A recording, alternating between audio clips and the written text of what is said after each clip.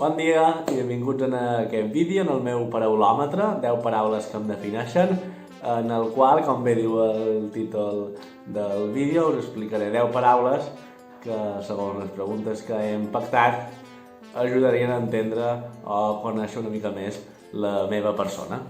En primer lloc, la primera pregunta diu: quin adjectiu et defineix millor? Per què? He estat pensant i crec que l'adjectiu que millor em defineix és la paraula inquiet.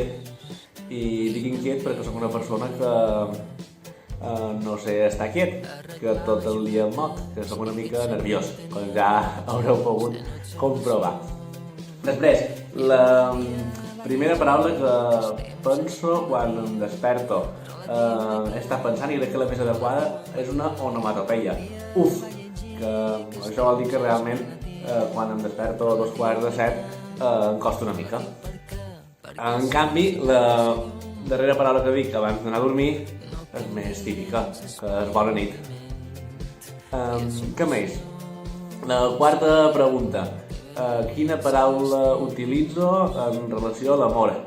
I una que m'agrada molt és dir rupit, que és un ocell i és una manera agradable de parlar amb una persona, no? De dir-li guapa, maca, és a dir, que demostra cert interès cap a aquella persona.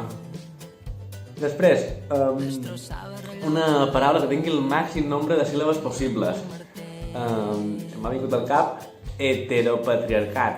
Heteropatriarcat, 6 síl·labes, que com bé sabeu és una paraula que bàsicament explica o posa de manifest els avantatges que tenim els homes pel simple fet de ser homes en la societat actual. En canvi, la paraula monosil·làbica que més m'agrada és ix, que és un verb en el català del País Valencià, que vol dir sortir. Per exemple, ix a la pissarra, que us diuen alguns professors valencians. Després, algun barbarisme que sempre dic i no puc deixar de dir és la lentilla, aquesta cosa que ens posem als ulls per evitar o per no dur ulleres. Com ho hauríem de dir en català? En lloc de dir lentilles hauríem de dir lents de contacte. Més coses. Després, quina paraulota, en català fa més gràcia? Una que em fa gràcia és una que es diu molt a Mallorca, que és cap de fava, per insultar o menysprear una persona que diríem que no té gaire intel·ligència. Després, un neologisme que m'atreu molt és precisament una paraula nova de fa uns anys que precisament hem parlat a classe, que és sororitat, que és aquesta relació de suport entre dones per lluitar contra les seves desigualtats, o contra la seva situació de desigualtat pel simple fet de ser dones.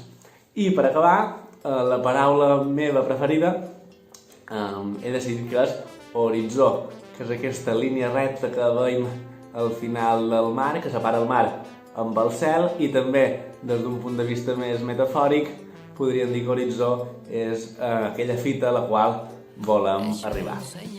Doncs fins aquí el meu paraulòmetre, moltes gràcies i ara és el vostre torn. Adéu.